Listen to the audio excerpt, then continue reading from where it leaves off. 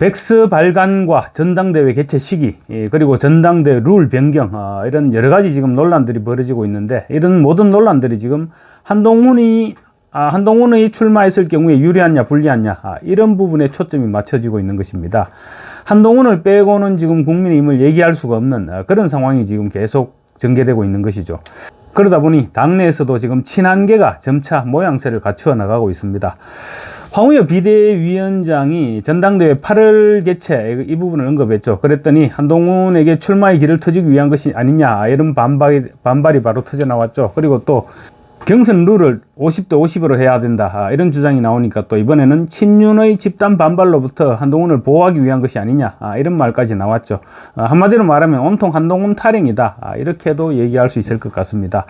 총선 백서와 관련해서도 당 안팎에서 한동훈에게 일방적으로 책임을 지우는 백서가 되어서는 안 된다, 이런 우려의 목소리가 높아졌고, 결국 조정훈 백서 TF 위원장은 전당대회 불출마를 선언했죠.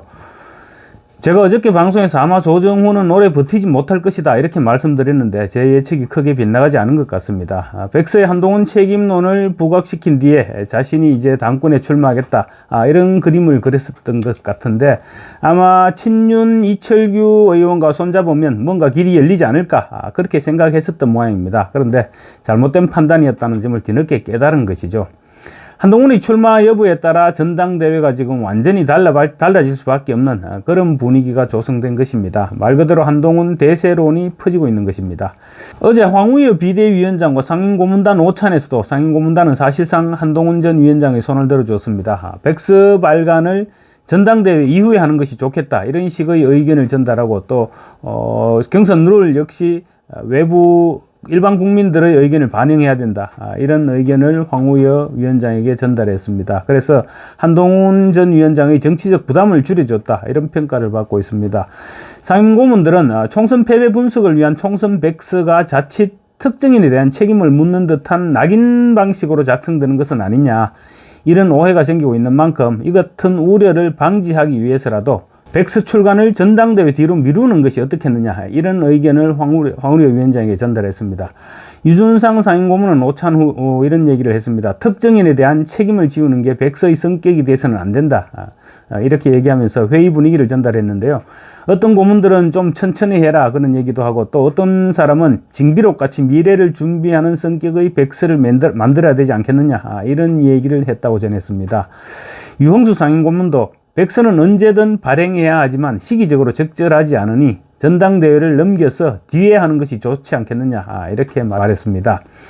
상임고문들은 또 전당대회 룰도 당심과 민심을 적절히 배분해서 반영할 것을 주장했습니다. 사실상 당대표 경선에 민심을 반영해야 된다, 그러니까 일반 여론조사를 반영해야 된다는 요구를 지도부에 전달한 것입니다. 상임고문단이 이같이 요구한 것은 총선 패배로 이미 이제 민심은 확인됐고, 따라서 입안된 민심을 되돌리기 위해서는 일반 유권자들을 경선에 포함시켜서 민심과의 괴리를 줄여야 된다, 이런 취지인 것이죠. 황우여 위원장 역시 여러 언론 인터뷰에서 새 대표를 뽑는 전대룰 개정 작업을 차기 지도부에서 해야 된다는 주장은 그 자체로 모순이다, 이런 의견을 피력했습니다. 그러니까 이번 비대위 체제에서 전당대회 경선 룰을 손을 보겠다는 얘기죠. 이와 관련해서 친윤 핵심이 이철규 의원이 라디오 인터뷰를 통해서 이런 말을 했습니다. 전당대회 룰 개정은 필요하다면 정통성 있는 지도부, 당원들 총의에 따라서 선출된 지도부가 당원의 뜻을 물어서 보완할 필요가 있다면 그때 하는 것이 옳다. 그러니까 전당대회 이후 새로 선출되는 지도부에서 전당대회 룰을 바꾸는 것이 옳다, 이런 주장이었던 것이죠. 그런데 황우여 위원장은 이철규 의원의 이 같은 주장을 단칼에 잘라버린 것입니다. 당내에서도 룰 변경은 거의 어떤 식으로든 룰 변경은 해야 된다, 이렇게 보는 시각이 많은 것도 사실입니다. 아마 조정훈 백서 발간 위원장이 출마를 포기한 것도 이 같은 당내 분위기와 무관지 않을 것입니다. 100% 당원 투표로 할 경우 이철규 의원과 손잡고 한번 밀어붙여 볼까, 이런 생각을 했던 것 같은데, 물론 100%로 한다고 해도 조정훈은 뿌리가 없어서 힘들었을 것입니다. 그 상황에서 5대5 또는 7대3 정도로 당내의 기류가 기울어 가니까 재빨리 태세 전환을 한 것이 아니냐, 이렇게 볼 수 있을 것입니다. 황우여 위원장이 조만간 아마 결심을 할 것으로 보입니다. 그런데 황우여 위원장의 생각이 본인 의지와는 무관하게 어쨌든 간에 한동훈 위원장이 손을 들어주는 그런 결과로 나타난다는 점에서 아마 일단 좀 좀 고민을 하지 않겠느냐, 이런 의견도 나오고 있습니다. 아까도 말씀드렸지만 당내에서는 지금 전당대회 룰 개정과 백서 발간 시기, 이 현재 이슈로 떠오르는 이 두 가지 안건 모두가 사실상 한동훈 전 위원장과 연결된 이슈죠. 그래서 황 위원장이 두 안건을 고스란히 그대로 받아들일 경우 한동훈 전 위원장의 출마에 걸림돌이든 정치적 부담을 덜어주는 것이 아니냐, 이런 주장과 함께 또 일각에서는 불만을 제기할 수도 있죠. 그렇지만 백서의 원래 의도가 지금은 어쨌든 한동훈 이야기가 나오면서 백서의 기존 의도가 오염됐다고 밖에 볼 수 없게 됐습니다. 따라서 상임 고문들의 지적대로 아예 오해가 없도록 전당대회가 끝날 때까지 시간을 가지고 좀 더 확실한 내용들을 담아서 백서를 내는 것도 나쁘지 않다, 이런 의견이 지금 유력해지고 있습니다. 그래서 이슈를 길게 끌어서 괜한 오해를 자꾸 만들 필요 없이 어떤 식이 되든 빨리 결단해라, 이런 압박도 황우여 위원장에게 들어가고 있습니다. 이처럼 어대한, 그러니까 어차피 대표는 한동훈이다, 이런 어대한 바람이 불면서 한동훈 전 위원장을 중심으로 한 당내 세력화가 지금 나타나지 않겠느냐, 이런 전망도 나오고 있습니다. 아직 친한동훈계라고 할 만큼 뚜렷하게 격파가 형성되지는 않았습니다. 그렇지만 한동훈 전 위원장이 중용했던 예를 들면 비대위에서 사무총장과 비서실장으로 활동했던 장동혁이나 김형동 의원, 이런 사람들이 아마 전위부대 역할을 하지 않겠느냐, 이런 전망이 나오고 있습니다. 사실 장동혁이나 김형동은 지금까지 한동훈 전 위원장의 의중을 직간접적으로 언론에 알리고 또 변호도 하는 그런 메신저 역할을 해왔다는 평가를 받고 있습니다.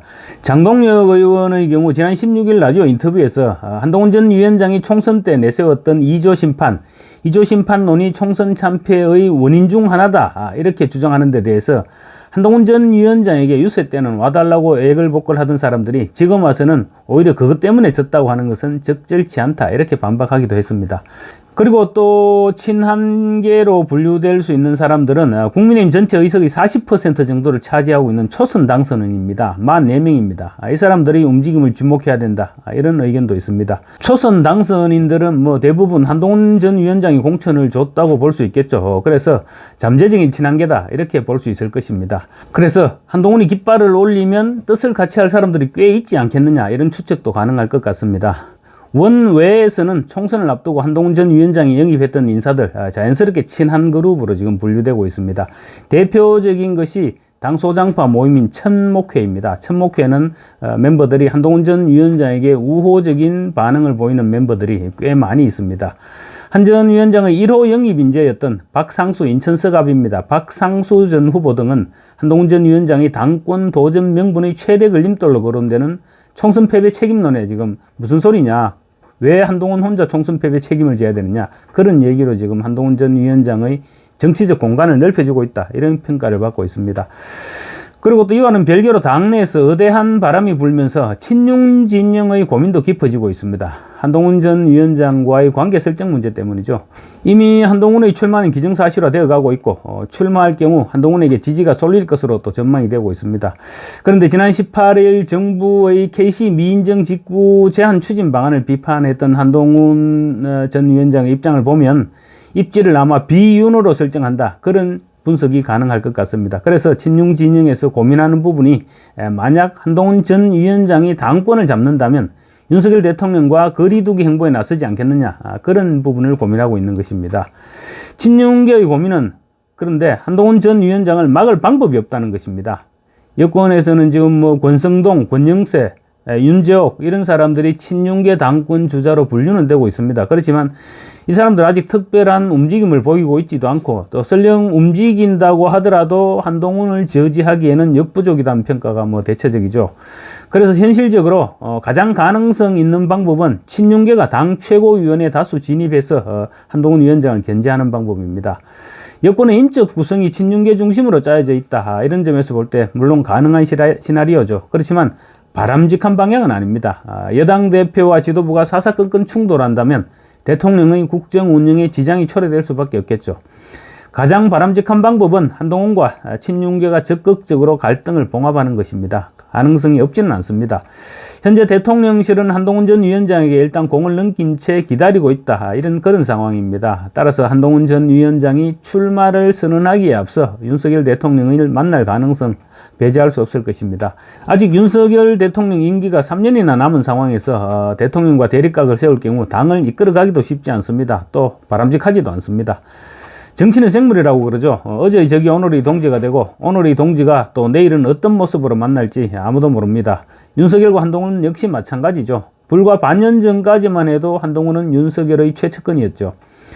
비록 오늘은 두 사람이 불편한 관계입니다. 그렇지만 내일은 어떻게 될지 누가 알겠습니까? 당장 오늘 저녁에라도 두 사람이 만찬이라도 함께 할지 또 누가 알겠습니까? 어떻게 되든 간에 분명 현명한 선택을 할 것으로 저는 기대해 볼까 합니다. 감사합니다.